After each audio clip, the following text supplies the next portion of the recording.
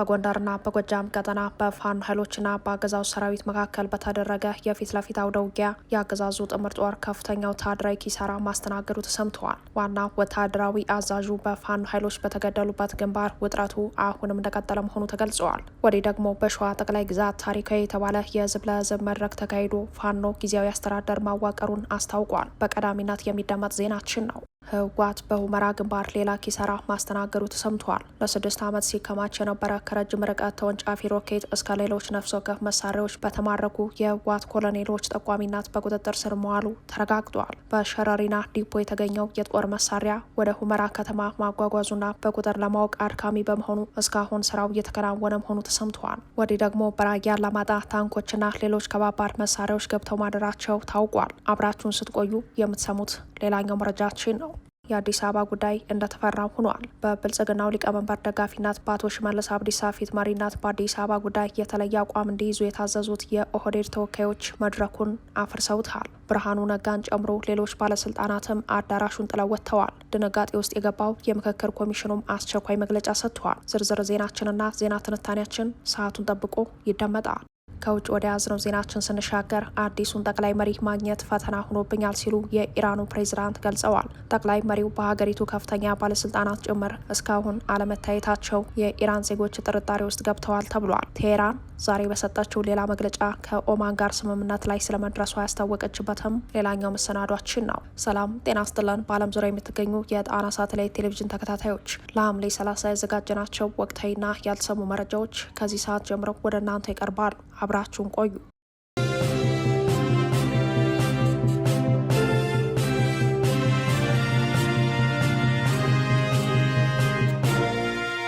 የፋኖ ኃይሎች በጎንደርና በጎጃም ባደረጉት የፊት ለፊት አውደ ውጊያ ታላቅ ድል መቀዳጀታቸውን ሲያስታውቁ በሸዋ ጠቅላይ ግዛት ከብልጽግናው ይዞታ ነጻ በወጡ ቀጠናዎች የመዋቅር ማሻሻያ መደረጉን የእዙ የህዝብ ግንኙነት መምሪያ አስታውቋል። በጎንደር ቀጠና ከበርካታ ስፍራዎች የተውጣጣ የብልጽግናው ሰራዊት በፋኖ ኃይሎች ላይ የከፈተውን ልዩ ዘመቻ ተከትሎ በተወሰደበት የአጸፋ እርምጃ ከፍተኛ የሆነ ወታደራዊ ኪሳራ ማስተናገዱን የእዙ የህዝብ ግንኙነት መምሪያ ለጣና ሳተላይት ቴሌቪዥን በላከው መረጃ አስታውቋል። የብልጽግናው ሰራዊት የአፋብን ጎንደር ጠቅላይ ግዛት በላይ እዝ አካል በሆነው 5ኛ ኮር ላይ በከፈተው መጠነ ሰፊ ዘመቻ በወገራ አውራጃ በሚገኙ የፋኖ ኃይሎች ላይ ውጊያ መክፈቱ ተመላክተዋል። በእዙ የዳግማዊ ቴዎድሮስ ኮር ጎንደር የበጋሻው ክፍለ ጦር በወገራ አውራጃ ጉንተርና ሰንበትዬ በተባሉ ግንባሮች ከአገዛዙ ሰራዊት ጋር ባደረገው የፊት ለፊት አውደ ውጊያ በርካታ የአገዛዙን ሰራዊት ሞትና ቁስለኛ ማድረጉ ነው የተሰማው። በክፍለ ጦሩ የቴዎድሮስ ብርጌድ ነጋሪት ሻለቃና የአጥናፉ ብርጌድ አስምሮ ሻለቃ አህዶች ባደረጉት የፊት ለፊት ተጋድሎ በርካታ የአገዛዙ ሰራዊት ሰዋዊ ቁሳዊና ወታደራዊ ኪሳራ ማስተናገዱ ተገልጿል። የፋኖ ኃይሎች ለተከታታይ 8 ሰዓት አድርገውታል በተባለው አውደ ውጊያ ለልዩ ዘመቻ ወደ ቀጠናው የገባው ሰራዊት መበታተኑን ተከትሎ በሜካናይዝድ የታገዘ ከዳባት ከገደብዬና ከአምባ ጊዮርጊስ ከተሞች ተጨማሪ የአገዛዙ ጥምር ጦር ስምሪት ወስዶ የገባ ቢሆንም በተወሰደበት የጸረ ማጥቃት እርምጃ ሞትና ቁስለኛ ሆኖ መመለሱ ተገልጿል። የአፋብን ጎንደር ጠቅላይ ግዛት በላይ እዝ የህዝብ ግንኙነት መምሪያ እንዳስታወቀው በአውደ ውጊያው ከ10 የሚበልጥ የአገዛዙ ጥምር ጦር እርምጃ ሲወሰድበት 8 የሚሆኑት ደግሞ ከባድና ቀላል ቁስለኛ መሆናቸውን ገልጸዋል። ከዚህ በተጨማሪም የነፍስ ወከፍ መሳሪያዎች ከነሙሉ ተተኳሾቻቸው በፋኖ ኃይሎች መማረካቸውም ተሰምተዋል። ይህ በእንዲህ እንዳለ የአፋብን አጼ ቴዎድሮስ እዝ በጎጃም ቀጠና ባደረገው ተጋድሎ የአገዛዙ 75ኛ ክፍለ ጦር ሻለቃ አዛዥ የነበረ አመራርን ጨምሮ በርካታ የጥምር ጦሩ አባላት እርምጃ ተወስዶባቸዋል ተብሏል። የአፋብን አጼ ቴዎድሮስ እዝ 206ኛ ኮር 24ኛ ክፍለ ጦር የደባይ ጮቄ ሻለቃ በ5 አቅጣጫ ወደ ፋኖ ቀጠና ከተንቀሳቀሰ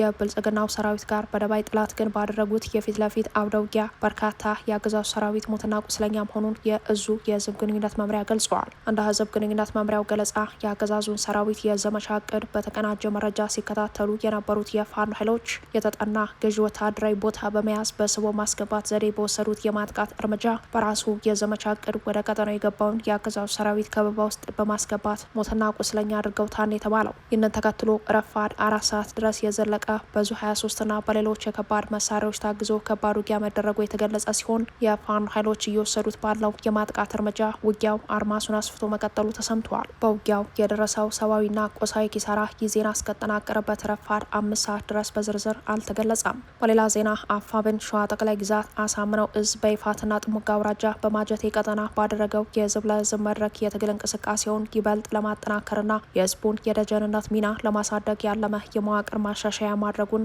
እዙ ባወጣው መረጃ አስታውቋል። በመድረኩ ከእዙ ከፍተኛ አመራሮች በተጨማሪ የኮርና ከክፍለ ጦር አመራሮች ጋር በመቀናጀት በተለያዩ ቀበሌዎች ስምሪት በመውሰድ ከአካባቢው ህዝብ ጋር ጥልቅ ውይይት ተደርጎ መዋቅራዊ ማሻሻያ ማድረጋቸውን ነው የእዙ ሚዲያና ኮሚኒኬሽን መምሪያ ያስታወቀው። የህዝብ ለህዝብ ውይይቱ በ3 ቀበሌዎች ማለትም በገተም ጎጆሃ፣ በካብና ሳራምባ ደጉቼ እንዲሁም በሰለለው ሚራሜር ቀበሌዎች ተካሂዷል ተብሏል። በውይይቱ የመዋቅር ማሻሻያ ማድረግ ያስፈለገበትን ወታደራዊና ህዝባዊ ምክንያት በተመለከተ ከፋኖ አመራሮች ሰፊ ማብራሪያ መሰጠቱ የተገለጸ ሲሆን ከአካባቢው ህዝብ ለተነሱ ጥያቄዎች ተገቢውን ምላሽ ተሰጥቷል ተብሏል። በመድረኩ የተገኙ የእዙ ከፍተኛ አመራሮች ወቅታዊውን የትጥቅ ትግል ደረጃ፣ የኃይል ቁመናና የቀጣይ ግቦችን በተመለከተ ማብራሪያ በመስጠት ህዝቡ ለተቀናጀው ነጻነትና የህልውና ትግል ደጀንነቱን አጠናክሮ እንዲቀጥልና ለቀጣይ ወታደራዊ ስምሪቶች የነቃ ዝግጅት እንዲያደርጉ ጥሪ አቅርበዋል የተባለው። የአካባቢው ነዋሪዎች በበኩላቸው የአማራ ህዝብ የህልውና ትግል ባለቤትና ዋና ደጀን መሆናቸውን በመግለጽ ከልማት ከመልካም አስተዳደርና ከመሰረታዊ አቅርቦቶች ጋር ተያይዘው ለፋኖ ኃይሎች የቀረቡ ጥያቄዎች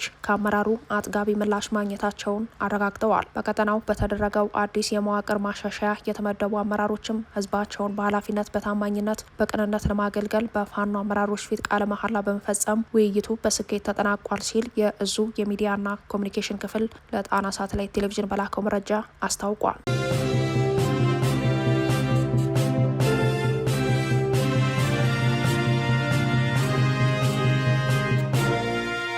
በሁመራ ሸረሪና ግንባር ከፍተኛ የጦር መሳሪያ ዲፖ መገኘቱ ተገለጸ። ከሰሞኑ በዚህ ግንባር ትንኮሳ መፈጸሙን ተከትሎ በተካሄደው ጦርነት ክፉኛ የተመታው ህወሓት አሁን ደግሞ ከፍተኛ መጠን ያለው የጦር መሳሪያ የተከማቸበት ዲፖ በተከዜ ዘብና በአገዛው ሰራዊት ቁጥጥር ስር ገብቶበታል ተብሏል። ለጣና ሳተላይት ቴሌቪዥን ከስፍራው የደረሱ መረጃዎች እንደሚያመላክቱት የጦር መሳሪያ ዲፖ የተገኘው ከሸረሪና በቅርብ ርቀት በሚገኘው ግዴማ በተባለ ስፍራ ነው። ምንጮቻችን ለጣቢያችን በላኩት መረጃ እንዳስታወቁት የመሳሪያ መጋዘኑ እንዲገኝ ዋና ምክንያት የሆኑት በሸረሪና ውጊያ ከሞት የተረፉትና እጃቸውን የሰጡት የህወሓት ወታደራዊ አዛዥ ሻለቃ በርሄ ኃይሌና ሌሎች ምርኮኞች በሰጡት ጥቆማ ነው ተብሏል። በሸረሪና ግንባር በተገኘው ዲፖ ውስጥ ከነፍስ ወከፍ የጦር መሳሪያ ጀምሮ በርካታ የቡድን መሳሪያዎች፣ ዘመናዊ ሮኬቶች፣ የአጭር ርቀት ሚሳይሎች እንዲሁም ከ200 በላይ ሞርተሮች የተጠቀሱ ሲሆን የጦር መሳሪያ ማጓጓዙና ቆጠራው እስካሁን ድረስ አልተጠናቀቀም ተብሏል። በአሁኑ ወቅት ተደብቆበት ከነበረው ሸረሪና ግንባር ወደ ሁመራ ከተማ እየተጫነ ያለው ይህ የጦር መሳሪያ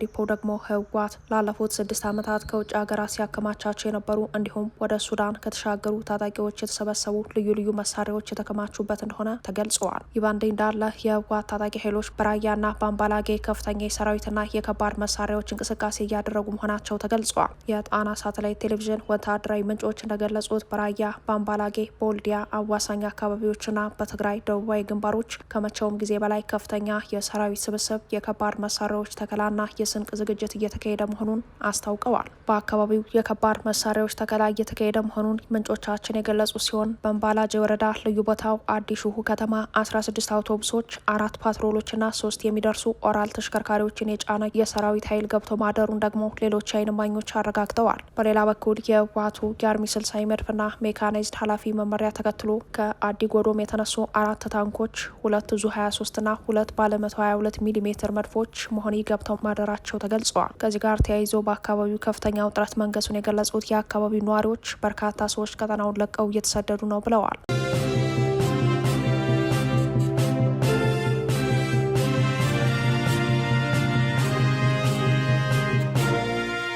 የምክክር ጉባኤው ሙሉ ለሙሉ መቋረጡ ተገለጸ።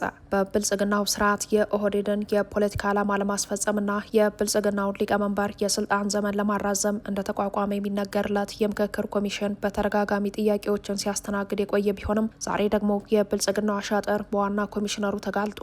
የኦህዴድ ብልጽግና በተለይም የአዲስ አበባን ጉዳይ ለማንም አላጋራ ማለቱን ተከትሎ ከፍተኛ ውጥረት መንገሱም ተሰምተዋል። ይህን ተከትሎ በርካታ አለመግባባቶች የተገለጹ ሲሆን ከሁሉም የሀገሪቱ ክፍል የተገኙ ተሳታፊዎች መድረኩን ረግጠውት ወጥተዋል። ከነዚህ መካከል በአንድ ወቅት እድሜ ለብልጽግና እመኘው የነበረውን ስልጣን ሰጠኝ ሲሉ የተደመጡት ፕሮፌሰር ብርሃኑ ነጋ በኦህዴድ ብልጽግና አማካኝነት በአዲስ አበባ ጉዳይ የተነሳው ጥያቄ እጅግ አሳዛኝና አስቸጋሪ እንደሆነባቸው ከገለጹ በኋላ መድረክ ረግጠው መውጣታቸውን የተሰማው ከሌሎች ክልሎች በብልጽግና ይሁንታ ጭምር ተመልምለው የሄዱ ተሳታፊዎችም ሀገራችን በዚህ መልኩ የመቀራመት አሳፋሪ ድርጊት ሲፈጸም እኛ ቁጭ ብለን አንመለከትም በማለት መድረኩን ጥለው መውጣታቸው ተሰምተዋል። የኦህዴድ የኦህዴድ ብልጽግና በአዲስ አበባ ጉዳይ ከ15 ቀን በኋላ ይዞት በገባው የተለየ አቋም አዲስ አበባ በኦሮሚያ ትሁን፣ ይህ ካልሆነ ህገ መንግስቱ ላይ የአዲስ አበባ መሬት የኦሮሞ ነው፣ በኦሮሞ መሬት ላይ ነች የሚል ይግባ። ይህንን ካልተቀበላችሁ አዲስ አበባ በፌዴራልና በኦሮሚያ ክልል በጋራ ትተዳደር የሚል ነው ተብሏል። ይህ ደግሞ በአዲስ አበባ ጉዳይ ከዚህ በፊት ከቀረቡት 4 አማራጮች የሚወጣ ሲሆን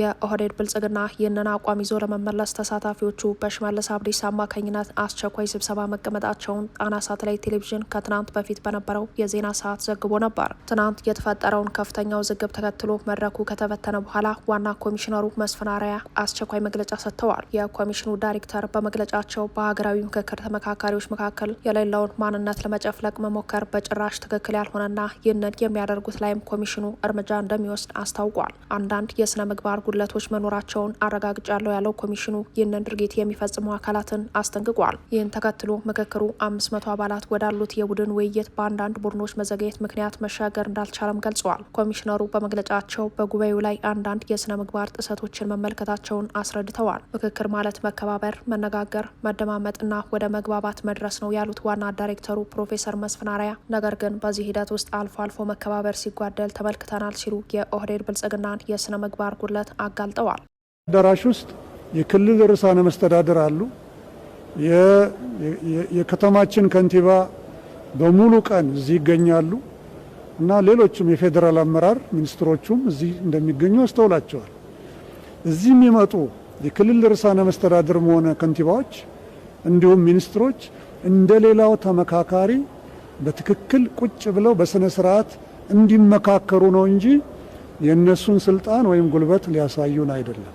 ኮሚሽነሩ አንዳንዶች ሲሉ የገለጿቸው አካላት ብድግ ብለው የሌላውን ማንነት ለመጨፍለቅ ሲሞክሩ ማስተዋላቸውን ለጋዜጠኞች በሰጡት መግለጫ ተናግረዋል። ይህ ድርጊት የአፍ ወለምታ ልንለው እንችላለን ያሉት ዋና ኮሚሽነሩ ድርጊቱ በጭራሽ ትክክል አይደለም ሲሉ ኮንነዋል። ከ15ቱ የስነ ምግባር መርሆች ውስጥ አንዱ ሀሳብን ማፍለቅ እንጂ የሌላኛውን ሰው በሚያሳንስ መልኩ በጭራሽ መሆን የለበትም ሲሉ አስረድተዋል። ኮሚሽነሩ እስካሁን ድረስ አንዳንድ ያስተዋልናቸው ነገሮች አሉ፣ ከዚህ በኋላ ግን በስነ ምግባር መመሪያችን መሰረት እርምጃ እንወስዳለን ሲሉ ተደምጠዋል። ከዚህ በፊት ሐምሌ 12 ቀን 2018 ለተመካካሪዎች የቀረበው የጉባኤተኞች የስነ ምግባር መተዳደሪያ ደንብ ላይ አንድ ተመካካሪ መመሪያውን ከጣሰ ከምክክሩ ሊባረር እንደሚችል ይዘረዝራል። በጉባኤተኞች መተዳደሪያ መሰረት አንዱ የሌላውን ተሳታፊ ንግግር ወይም ሀሳብ መተቸት በፍጹም የማይችል ቢሆንም የኦህዴድ ብልጽግና አመራሮች ግን ዛቻና ማስፈራሪያ ጭምር እያደረሱ ስለመሆናቸው ተገልጿል። ማንኛውም ተሰብሳቢ ወይም ጉባኤተኛ ሀሳቡን በነጻነት የመግለጽ መብት እንዳለው የተነገረ ሲሆን ሀሳቡን በሚገልጽበት ወቅት ሌላውን የሚያሳንስ አዋራጅ ኳሽና መሰል ንግግሮችን ከማድረግ መቆጠብ አለበት ይላል በብልጽግናው ይሁንታ የወጣው መተዳደሪያ ደንብ። አሉታዊ መልእክት ያላቸውን ምሳሌያዊ ንግግሮች ለማድረግ ጭምር ጉባኤተኞችን የሚከለክለው መተዳደሪያ ደንቡ የኦህዴድ ብልጽግና ሹመኞች ዛቻና ማስፈራሪያ ግን ባላይ ያልፎታል የተባለው። በአሁኑ ወቅት የምክክር ሂደቱ 250 አባላት ያሉት የስልታዊ ቡድን ምክክር ጨርሶ በአንድ ርዕሰ ጉዳይ ላይ በሚመክሩትና በአጀንዳዎች ላይ ውሳኔ ወደሚያሳልፈው ምዕራፍ መሻገር አልቻለም ተብሏል። ይህ የሆነው ደግሞ በንዑስና በጥቃቅን ቡድኖች ደረጃ በነበረው ምክክር ላይ የተነሱ ምክረ ሀሳቦች ወደ 250 አባላት ወዳላቸው ቡድኖች በቀረቡበት ወቅት የቀረቡት ምክረ ሀሳቦች ሙሉ በሙሉ ተደራጅተው እንዲቀርቡ በተመካካሪዎች በመጠየቁ እንደሆነ ለማወቅ ተችሏል። አንዳንድ ተመካካሪ ቡድኖች በ250 አባላት ባሉት ቡድን ደረጃ የቀረቡ ምክረ ሀሳቦችን በቃለ ጉባኤ አጽድቀው ተመካካሪዎችን ፈርመው የ500 ቡድን ውይይትን በመጠበቅ ላይ ነበሩ የተባለ ሲሆን በተለይም በሃይማኖቶች ጉዳዮችና አጀንዳዎች ላይ የሚወያየው ቡድን ይህንን ምዕራፍ ማጠናቀቁን በአንደኛው ቡድን ቃለ ጉባኤ ሲይዙ የቆዩት ኡስታዝ ጀማል በሺር ነግረውኛል ሲል ዋዜማ ሬዲዮ አስታውቋል። ወደ ሌላኛው ምዕራፍ ለመሸጋገር እንቅፋት የሆነው የኦህዴድ ብልጽግና በአዲስ አበባና በድሬዳዋ ከተሞች ላይ በያዘው የሰልቃጭነት አቋም በጉዳዩ ላይ የሚመክረው ቡድን በመቃወሙና ሌሎች በዚህ ምዕራፍ ስር ያልደረሱ ተመካካሪ ቡድኖች መሆናቸውን ከተመካካሪዎች የወጡ መረጃዎች ጠቁመዋል። አዲስ የተፈጠረውን የምክክር ጉባኤ ውዥንብር ተከትሎ ከጣና ሳተላይት ቴሌቪዥን ጋር ቆይታ ያደረጉት አስተያየት ሰጪዎች እንዲህ ብለዋል። የኢትዮጵያ ሀገራዊ የምክክር ኮሚሽን ከተመሰረተበት ጊዜ ጀምሮ መዋቅራዊ ችግር ያለበት ቢሆንም አሁን ደግሞ እየታየ ያለው ውድቀት አገዛዙ ሂደቱን ሙሉ በሙሉ ለራሱ የፖለቲካ ህልውና መጠቀሚያ ማድረጉን በግልጽ ያሳየ ነው ሲሉ ጠቁመው ሂደቱ ከሀገራዊ ስምምነት ይልቅ የአንድ ወገን የበላይነትንና የፖለቲካ ተጽዕኖን ለማስፈጸም የተዘረጋ የቃላት ጨዋታ ከመሆን እንዳልወጣም አረጋግጧል ብለዋል። ለዚህ ዋነኛው ምክንያት የምክክር ኮሚሽኑ ነጻነት ማጣትና መጠለፉ ነው ያሉት አስተያየት ሰጪዎች ኮሚሽኑ የተቋቋመበት ህጋዊ ማዕቀፍ ምንም ያክል ገለልተኛ ነኝ ቢልም በተግባር ግን በአገዛዙ ቀጥተኛ ቁጥጥር ስር የወደቀ ተቋም መሆኑን በተደጋጋሚ አሳይቷል። የአጀንዳ ቁጥጥርና ተጽዕኖ ደግሞ ሌላው ፈተና ነው። እንደ አስተያየት ሰጪዎች ገለጻ አገዛዙ ለራሱ ስልጣን ማራዘም የሚጠቅሙ አጀንዳዎችን ብቻ በማቀንቀን ዋና ዋና የህዝብና የሀገር ስጋቶችን ወደ ጎን እንዲገፉ አድርጓል። ለዚህ ደግሞ የተቋሙ ደካማነት ለአጀንዳዎች መዋጥ ትልቅ ሚና ተጫውተዋል። ዋና ኮሚሽነሩ ዛቻና ማስፈራሪያ ተፈጽሟል ብለው በአደባባይ መናገራቸው የተቋሙን አቅም ማጣት ያሳያል። ኮሚሽኑ ህግና መመሪያን ማክበር ካልቻለ፣ በስልጣን ላይ ያሉ አካላት ደግሞ ሂደቱን በዛቻ የሚያምሱ ከሆነ ኮሚሽኑ ከገዢው ፓርቲ የፖለቲካ ድራማ ማስፈጸሚያነት ያለፈ ሚና የለውም የሚለው ሌላኛው የአስተያየት ሰጪዎች ሀሳብ ነው። ተሳታፊዎችም ሆኑ ሌሎች ዜጎች ከእንግዲህ ወዲህ በዚህ ጉባኤ መፍትሄ ይመጣል ብለው ማሰብ የለባቸውም የሚሉት አስተያየት ሰጪዎች በተለይ የአዲስ አበባ ጉዳይ የኦህዴድ ብልጽግና የስልጣን ስግብግብነት ሀገራዊ አደጋ ደቅኗል።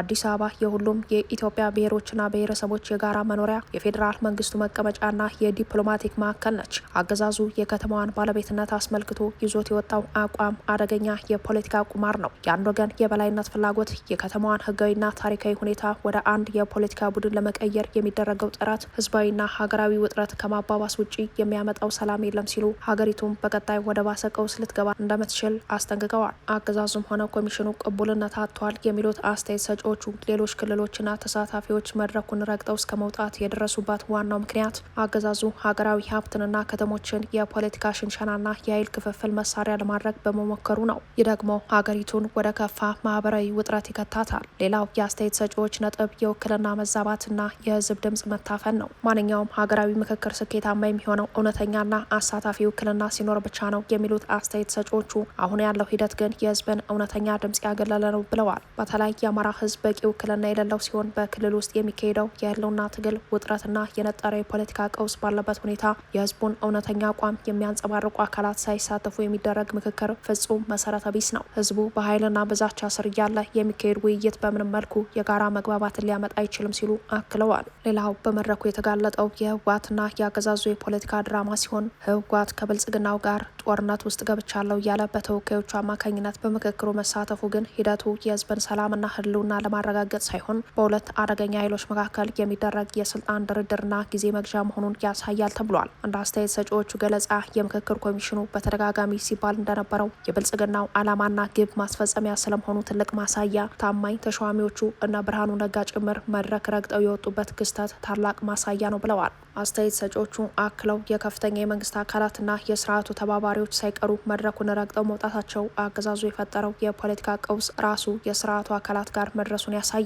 ሂደቱ የጋራ ሀሳብ የሚንሸራሸርበት ሳይሆን የአገዛዙ ፍላጎት በግድ የሚጫንበት መድረክ መሆኑን ተሳታፊዎቹ ሲረዱ መውጣታቸው የምክክሩን ከንቱነት ከወዲሁ አጋልጧል ብለዋል። ይህ አጋጣሚ ሀገራዊ የምክክር ኮሚሽኑ ብልጽግና ወደሚለው ተስፋ የተጣለበት ሀገራዊ ተቋም ሳይሆን አገዛዙ እድሜውን ለማራዘም የሰራው ጊዜያዊ የፖለቲካ መሸሸጊያ መሆኑን አረጋግጧል። አገዛዙ ሀገራዊ የምክክር ሂደቱን የራሱን የፖለቲካ ፍላጎት ማሳኪያ ለማድረግ የሚያደርገው ጥረት ሂደቱን ሙሉ በሙሉ ገድሎታል የሚሉት አስተያየት ሰጪዎች የተሳታፊዎች ጥሎ መውጣት የኮሚሽኑ አቅም ማጣትና የሚነሱት አደገኛ አጀንዳዎች የሚያሳዩት አንድ ነገር ብቻ ነው። ይህም አገዛዙ ሀገሪቱን ወደ ከፋ የፖለቲካ ውጥረትና መበታተን እያመራት መሆኑን ነው። አሳታፊ ያልሆነ በዛቻ የተሞላና የፖለቲካ መጠለፍ ሰለባ የሆነ የምክክር ሂደት ሰላምን ሳይሆን ተጨማሪ ቀውስን የሚያመጣ በመሆኑ የብልጽግናው ስርዓት ሀገሪቱን የተባባሰ የሰላም ጦትና የእርስ በርስ እልቂት ሊከታት ይችላል ሲሉ አስተያየት ሰጪዎች ስጋታቸውን አስቀምጠው ሀሳባቸውን ቋጭተዋል።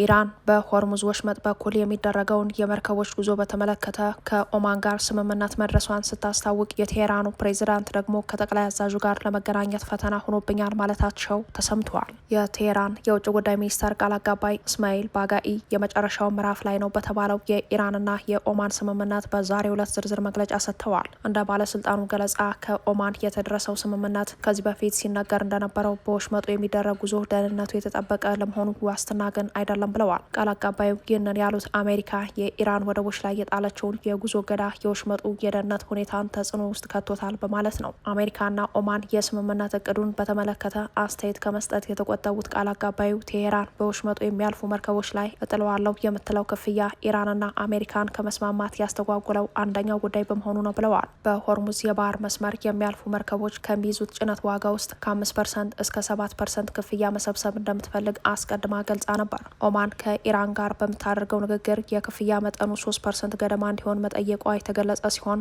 አሜሪካ ደግሞ ለኢራን ምንም አይነት ክፍያ አይገባትም ባይ ናት። ሮይተርስ ይዞት በወጣው ዘገባ እንደገለጸው የቀረበው ስምምነት ቴሄራን ወደ ፋርስ ባህረ ሰላጤ የሚገቡ መርከቦች ጉዞ ላይ ቁጥጥር እንዲኖራት ያደርጋል ብለዋል። ከትናንት በፊት የአሜሪካው ፕሬዚዳንት ዶናልድ ትራምፕ ወሽመጡ በቅርቡ የማይከፈት ከሆነ ኢራን እጅግ በከባዱ እንደምትመታ አስጠንቅቀው ነበር። ትራምፕ ማስጠንቀቂያውን የሰጡት ከፍተኛ የአሜሪካ ባለስልጣናት ከኢራን ጋር የሚደረጉ ንግግሮች በዚህ ሳምንት መጨረሻ በሆርሙዝ የሚደረግ ጉዞን በድጋሚ ለማስጀመር በሚያስችል ደረጃ ማሻሻል እንዳሳዩ ከተናገሩ በኋላ ነው። ትራምፕ ይህንን ይበሉ እንጂ ኢራን በበኩሏ ከአሜሪካ ጋር እየተነጋገረች እንዳልሆነና ለመደራደርም እቅድ እንደሌላት በተደጋጋሚ ገልጻለች። የኢራን የውጭ ጉዳይ ሚኒስተር ቃል አቀባይ ዛሬ በሰጡት መግለጫ በሆርሙዝ የሚያልፉ መርከቦች የሚከተሉትን ትክክለኛ መስመር በተመለከተ ከኦማን ጋር ስምምነት ላይ መደረሱ አስታውቀዋል። በአሜሪካ በኩል ሆርሙዝ ወሽመጥን ደህንነቱ ያልተጠበቀ የሚያደርጉት ምክንያቶች አሁንም አሉ ያሉትን ቃል አቀባዩ የዋሽንግተንን የባህር እገዳ እንዲሁም በኢራን ላይ በጥቅሞቹ የሚቃጡትን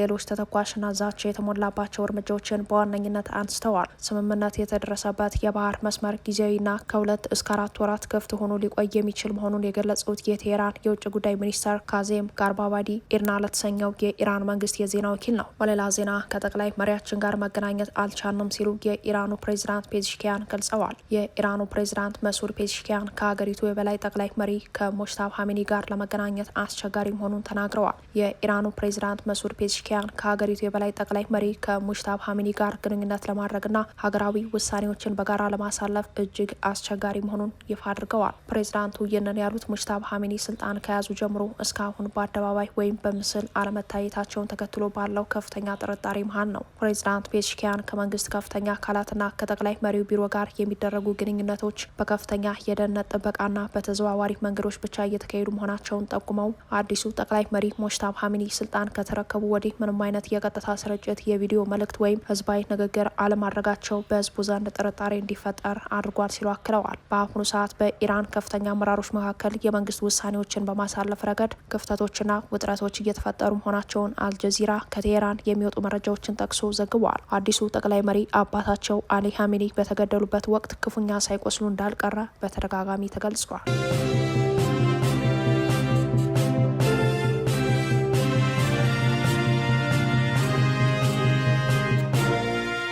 ከጣና ሳተላይት ቴሌቪዥን የዛሬ ዜናችን በዚያ በቃ። ሰብስክራይብ፣ ላይክ፣ ሼር በማድረግ የቻናላችን ቤተሰብ ሆኑ። አብራችሁን ስለነበራችሁ እናመሰግናለን። ጤና ይስጥልን።